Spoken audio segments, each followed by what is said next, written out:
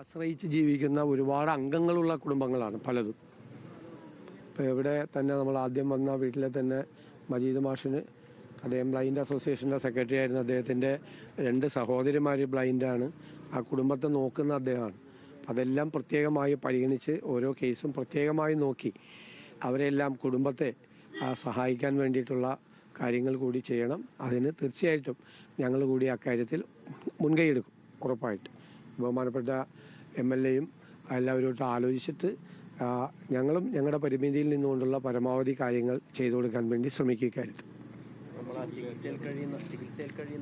അവരുടെ എല്ലാ ചികിത്സയും സൗജന്യമായി ചെയ്തു കൊടുക്കണം എന്നുള്ളതാണ്. ബാക്കിയുള്ള ഏത് സഹായം വേണമെങ്കിലും അത് ചെയ്യുന്നതിന് വേണ്ടിയിട്ടുള്ള ശ്രമം ഞങ്ങളുടെ ഭാഗത്തുനിന്നുണ്ടാവും.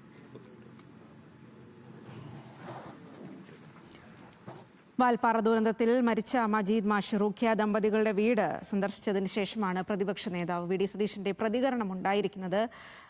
അവർക്ക് വേണ്ട സഹായങ്ങൾ, ഇനി ചികിത്സയിൽ കഴിയുന്ന ആളുകളുടെ ചികിത്സാ കാര്യങ്ങളിലെല്ലാം വേണ്ടത്ര ശ്രദ്ധ നൽകണം എന്നുള്ള കാര്യമാണിപ്പോൾ പ്രതിപക്ഷ നേതാവ് ഇക്കാര്യത്തിൽ പ്രതികരിച്ചിരിക്കുന്നത്.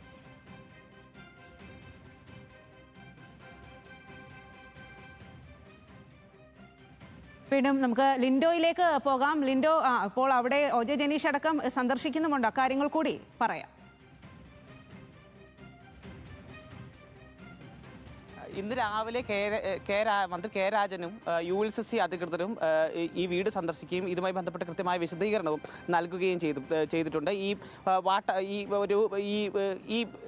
ഈ പ്രവർത്തനത്തിൻ്റെ ഭാഗമായി, ഈ നിർമ്മാണ പ്രവർത്തനത്തിൻ്റെ ഭാഗമായി ഓരോ തരത്തിലുള്ള ടെസ്റ്റുകൾ ഓരോ വീടുകളിലും നടത്തും. ഇത് കിഫ്കോഡ് എന്ന് പറയുന്ന കൺസൾട്ടൻസിയാണ് ഇത് നടത്തുന്നത്. ഈ കൺസൾട്ടൻസി നടത്തുന്ന പരിശോധനയിൽ പൂർണ്ണമായും കാര്യക്ഷമമായി ക്വാളിറ്റിയോടെ വീട് പൂർത്തിയാക്കി എന്ന് തെളിയിക്കപ്പെട്ടാൽ മാത്രമേ ഇത് ദുരന്ത ബാധിതർക്ക് കൈമാറും. അത്തരത്തിൽ നിരവധി ടെസ്റ്റുകൾ നടത്തുന്നത്. ഈ ടെസ്റ്റുകളുടെ ഭാഗമായി പോണ്ടിങ് ടെസ്റ്റ് എന്ന് പറയപ്പെടുന്ന, അതായത് ഈ നിർമ്മാണത്തിലിരിക്കുന്ന വീടുകളിലെ മേൽക്കൂരയിൽ 24 മണിക്കൂറോളം വെള്ളം കെട്ടി നിർത്തുകയും ഏതെങ്കിലും തരത്തിൽ ചോർച്ചയുണ്ട് എന്ന് കണ്ടെത്തുന്ന ഭാഗത്ത് മാർക്ക് ചെയ്യുകയും ചെയ്യും. ഈ ചെയ്യുന്ന പ്രവർത്തനമുണ്ട്. ഇത്തരത്തിൽ മാർക്ക് ചെയ്ത ഒരു ഭാഗമാണ് ഈ 1-2 വീടുകളിൽ കണ്ടത്. ഈ മാർക്ക് ചെയ്യുന്നത് തന്നെ ഇത്തരത്തിൽ എന്തെങ്കിലും പോരായ്മയുണ്ടെങ്കിൽ ആ പോരായ്മ കൂടി പരിഹരിച്ച് ഏറ്റവും നല്ല രീതിയിൽ ഈ വീടുകൾ നിർമ്മിച്ച് പൂർത്തിയാക്കാൻ വേണ്ടിയാണ് ഇത്തരം ക്വാളിറ്റി ടെസ്റ്റുകൾ ചെയ്തത്. ഇത്തരത്തിൽ 3 തരത്തിലുള്ള ടെസ്റ്റുകൾക്ക് ശേഷം ദുരന്തബാധിതനും കൂടി ഈ വീടിന് മറ്റൊരു പ്രശ്നങ്ങളും ഇല്ലാന്ന് ഉറപ്പുവരുത്തിയതിന് ശേഷം മാത്രമേ ഈ വീടുകൾ വസിക്കാനായി ഈ ദുരന്തബാധിതർക്ക് കൈമാറുകയുള്ളൂ എന്നാണ് കെ രാജൻ ഇതുമായി ബന്ധപ്പെട്ട് സന്ദർശിച്ച ശേഷം പറഞ്ഞത്.